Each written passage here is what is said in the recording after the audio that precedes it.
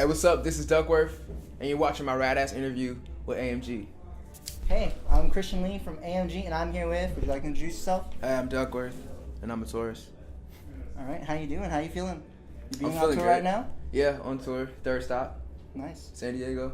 And I mean, third stop, you still got time to work out the kinks, right? Yeah, still got time to work out the kinks. Okay. So my first question for you, too, is, so was there a song or album when you were younger that, like, influenced you to make music? You're like, you just listened to it, you're like, you know what, like, I want to do this, too.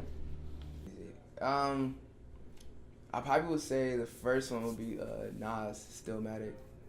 That made me want to, like, I guess that made me want to, like, yeah, just, like, write. That made me want to, like, write, like, bars. Nice. Just listening to that. There's much more after that, but that was the one that made me want to write, at least. Okay, speaking of bars, too, I think, like, you first gained, like, a lot of recognition, a lot of buzz when you're doing, like, the Team Backpack Cyphers. Yeah. And so you had some great bars in them, too. Thank you. I listened to a couple. And so what would you say are, like, some of your favorite bars, if you remember, from the Cyphers? Or just, like, in your music in general? Do you have, like, any memorable bars you like? Yeah. My first Cypher I ever did was, Good morning. I'd like to introduce my Gemelos Duckworth, born to the all. I am from the future. You were seeing what I saw, and I am so appalled, so the weapons I would draw. I'm shining, not because diamonds are on the next to me, because I don't believe in that. See, you're really young therapy, killing African children just to create a clarity. Patty cake niggas, you were like a walking charity. Always got your hands out, looking for a handout. It kept going, but that was pretty wild. Yeah, yeah, that was good. That was like one of my first. That was your first one too? Mm-hmm. Wow, that's impressive. And so you're on tour with What's On Out right now, but you've also been on tour with, you know, Rich Chica, aka Richard Bryan now. So what was that like too? It was fun, yo. Like, doing that demographic, you can just spaz the whole damn time, really. But it was fun. It was fun as hell. Okay, and so, you know, I really like the design on your shirt. Oh, thank you. And I know you're pretty artistic too, but like, I don't know if this is music or fashion or anything like that, but what can you tell me about Gemelos? Gemelos is a collective that me and a couple other homies made back in 2008. And it was pretty much just a way to merge so many different, like, art elements or art, just art together. So, like, that being graphic design, like illustration, music, photography, videography, all the essentials, but just put it all under one house and, like, make it where we never had to go to anybody else. We had a studio. We had a warehouse, too. Oh, wow. So we had everything built into the warehouse. So I would, like, literally wake up out of my room, and then there'll be a studio. One of my homies in there was a producer, so we just go back and forth, figure out the song. He'll produce the production part of it. I'll, like, you know, like, spit some bars or sing or whatever on it. And then from there, we shoot a video for it, like, the week after, because somebody else was a videographer. And then I would go back and then I would create a cover for it and shit. So pretty much, like, it's like my second college, because I went to college for art. Nice. But it's like in San Francisco, right? Yeah, in San Francisco. But it was like my, like, graduate school, but, like, more grimier, dirtier. That's awesome. And so we talked about how Nas is Stillmatic. That was, like, an iconic album for you. But what was, like, the first album you ever bought? Do you remember? Ludacris Word of Mouth. All right. And it was bootleg too. Oh, really? I don't know if it counts. Yeah. Well, I have a gift for you, actually. And so here you go. It's actually the single "Move Bitch." Ooh. And there's a B-side too. And this isn't bootleg. Wow, this is real. This is real. Yeah. Keep it on the hush. I And so remember this shit. Why was, like, Ludacris's Word of Mouth? Why did you decide that was, like, the first album you wanted to buy? Well, I was, like, kind of new to hip hop, so it's like I kind of started in a more of a surface level point, and, like, I just thought Ludacris was dope, big old afro running around. His lyrics were so funny, man. So funny, bro. Like, he was so animated. The way he expresses, like, bars, it was just it was so good. Like, he enunciated every single word, you know. But I liked his style, and he had I think that some Saturday came out too. Yeah. And I don't know, that shit was going crazy. Yeah, that shit was going crazy at that moment. Move, bitch. Yeah, he was going crazy, man. All right. Amazing, man. And so, but here, let me ask you this, though. Do you still think the type of genre your music is it like hyper jazz, post-hop, space rock? You did your research. No. It's not so spacey anymore. I'm more down to earth now. Nice. I would like to get back to space, like, sometime, but maybe I'll do it more on a visual platform. But, well, actually... What would you describe, like, your music now? Do you have, like, do you know a genre or anything? Can you It's called describe it? funk wave. And it's just, Funk is like it's a feeling more so than anything else. So it's like you like listening to it, and it's just like it just make you like rock in that certain way. And like that's what I always got from funk. Every time I hear like old funk shit, it just like your face like start frowning up and everything. So I don't know, yeah, like funk wave really. And but it goes to so many different places. It's like it's rap, it's funk, it's punk, it's electronic, it's everything. Awesome. Okay, and so, we've talked about some of your past albums before, too. And so how do you feel like you've grown as an artist since, from the Aeonian Complex EP to Duct Tape So you did a lot to of an research. extra ugly mixtape? You did hella research. I was growing as a vocalist, man. I could do way more. I can, like, hold, like, melodies and stuff like that. I can hold notes. I can just do way more. I can go to the highest of pitch, falsetto, or just, like, really, like, high vibrato type shit all the way down to like, well, I don't say my baritone is all the way developed. I'm working on my baritone, but Nice. I can just hit different levels, and it's like I don't know. That's what really like creates. It puts people in the world when they're listening to music. If you can like take them so many places just with your vocals, and like I get jealous of musicians because they can like play instruments, So I just like I don't know. I always wanted to like make my vocal like an instrument, pretty much. So cool. yeah, I definitely sound way better at that now, like for sure. And I can't help but notice you, like, I really like your earrings. Your necklace is nice. Oh, thank you. Got nice jewelry. Yeah, I used to make these. Really? These are called fingers. But before we get on to that, I want to know, what's your connection with the Rosary Boys? You did hella research, bruh. You did dumb research. Rosary Boys, that was my first jewelry I was making. And I was like, it was an imaginary collective that I had in my head of just kids who were like in church who just like rebelled and just like badass. But Rosary Boys. And I used to make these leather, like 3-way leather bands, like red with these little gold coins on them and stuff that said like love and stuff. But they were like really dope. Actually, my brother Anthony Dragons, he bought my original ones. I think he still has them today. Can you still buy them now? No.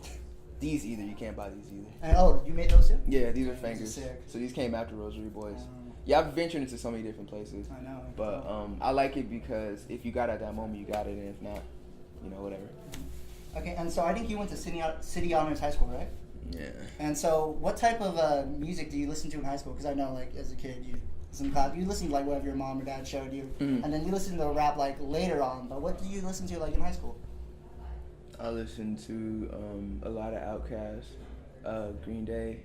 Damn, what else did I listen to? I gotta read really think like back. psychedelic rock or like punk rock or anything like that? Did you get? My sister put me onto it, but she put me onto it later, like 11th grade. Like she put me on like Pink Floyd. I was listening like 11th grade. I was just like Zeppelin heavy, Hendrix heavy. When you like start getting into like the 70s rock, you start off with your surface level stuff. Yeah. So yeah, like later on I was like into like Deep Purple and like T-Rex, but I definitely started off surface level with like Hendrix, like just like any other person who was like researching rock and shit. But yeah, and then Casualties was like one of the first punk bands I was like into. So like I said, a lot of like working, cause like in punk you call like the different. It's like you got street class and you got working class. And, like the street class is like the ones who are more like, just like underground and like just not really known on a radio status, but still like just like raging, having crazy shows. And then you had the working class, which are like bands that were like on festivals, like I said, Casualties. They were like a working class, and it's like always kind of like a little subtle beef between it because it's just like real punks are like fucking street, like they're not labeled and shit. So I don't know, it was really interesting, but I learned a lot.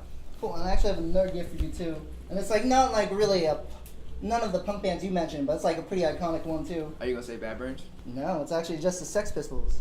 Oh yeah, nice, yo. Yeah. You ever listen to them too, or? Yeah, I did my moment with the Sex Pistols for sure, bro.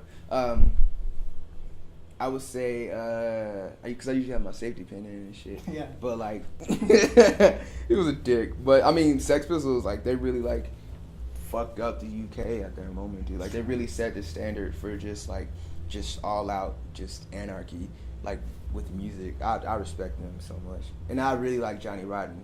I like his interviews. He's sick. Awesome.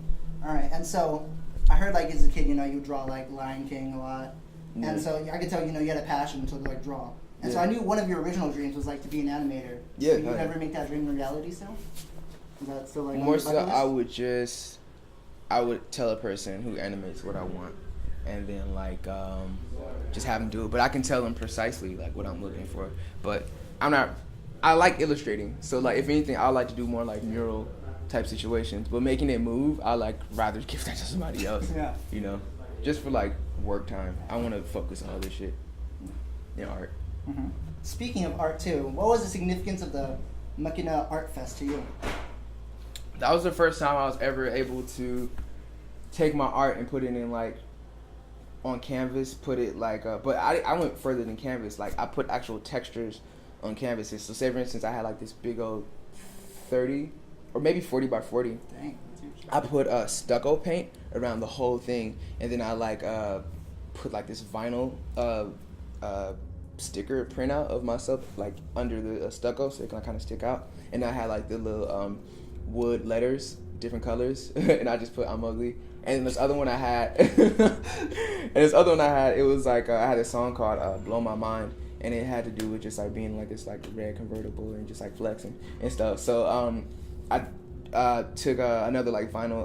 I drew out a red convertible, and I put this girl in there, and like her mind was being blown, and like all these colors are coming out of her head, and I put that into a wood, like a little small wood slab, and I cut around the wood slab, and then I was going to Home Depot to get grass, but it was way too expensive. It was like almost $200 for like a whole thing. Yeah. So I went to a gas station in like Arizona. We was on a tour, and my homie was like, "You still need the grass, right?" I was like, "Yeah." He was like, "There's grass over there, bro. Here's a razor blade."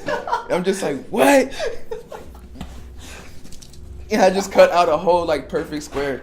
It was disgusting because it had dirt on it and it had roaches in it and shit like that. But I like cleaned it up enough, and then I like just like posted it to the canvas and then put the little like wood slab on it and stuff. So it was really dope because like I said, I really got to work with like textures and canvases and make it like come out of my head into like the real world. Mm-hmm. Yeah, and so we could tell that you do art, you do design, you do fashion, you do music.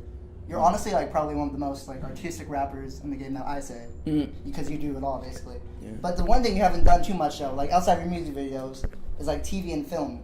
So do you think you'll follow your sister's lead and be on a TV show too? Damn, how did you know that, dude? Where are you looking? Who's your source? That's crazy, man. Nobody knows that shit. That's funny. Yeah, when the time is right, I will. I'm pretty interested in it. I'm really animated. I bounce, and if you kick with me on a normal basis, I'll probably go through like 5 or 6 different characters and be like, what the fuck? But I know I definitely want to get into like film, TV. I definitely want to do just like particular like movie roles. But yeah, or even just like on a directing side, not heavy direction. Like I'm not trying to be like Steven Spielberg, or even like on a Tyler tip, because I know Tyler loves like to direct. Oh, yeah. I just want to more so just kind of create a whole like world, but then have different directors come in and just like add to it and shit and just figure it out. That's funny. Unrelated question: would you ever be like on a dating show?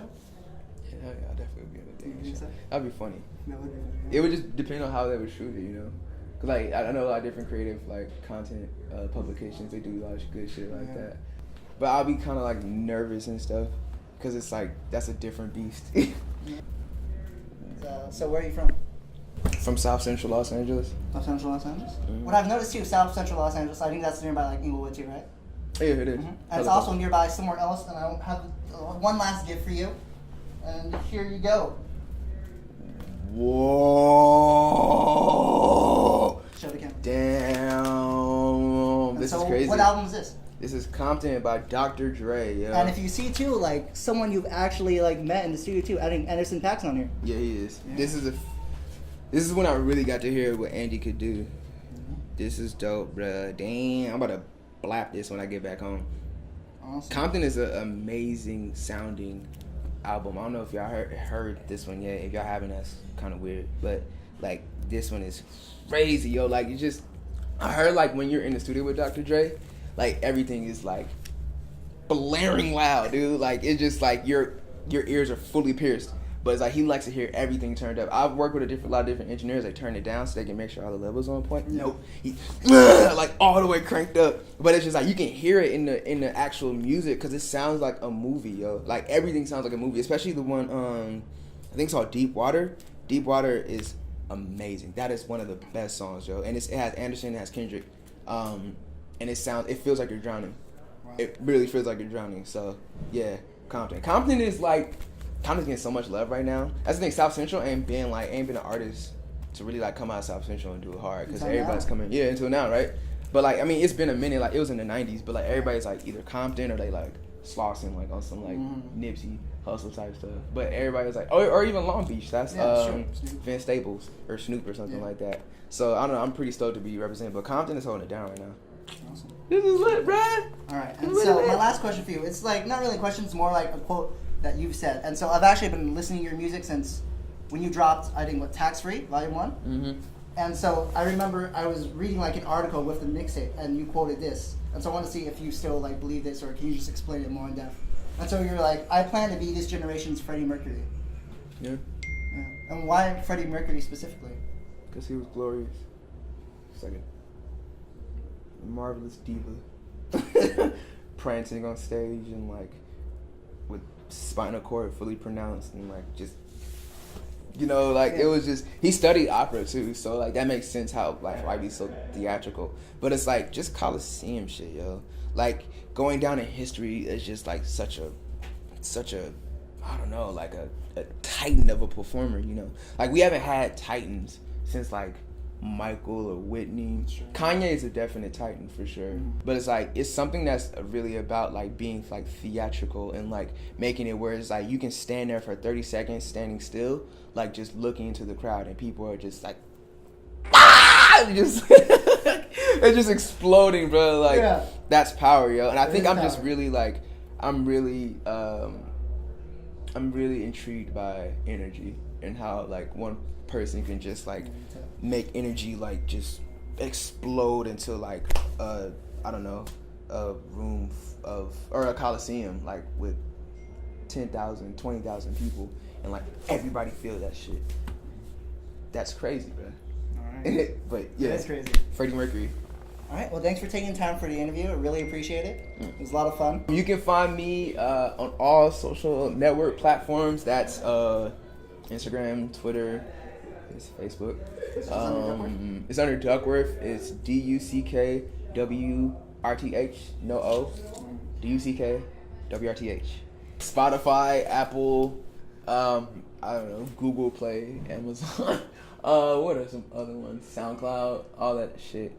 Yeah, it's the same thing. Duckworth. You just Google Duckworth, you find everything that you need. Anything left to say to the fans? Eat produce. Don't fill your stomach with all type of meats all day long and stuff like that. Live for a minute, you know, like make it to your 70s and 80s, you know. Don't want to fall victim to like colon cancer or something. Like eat some vegetables. That is the key. Produce. Your intake is your health. Eat some vegetables. You ain't gotta like be vegan, but just like if you got a plate of like just like some thick chicken or like beef or something like that, like your ass definitely need to have some spinach or broccoli on that plate too. Eat your produce.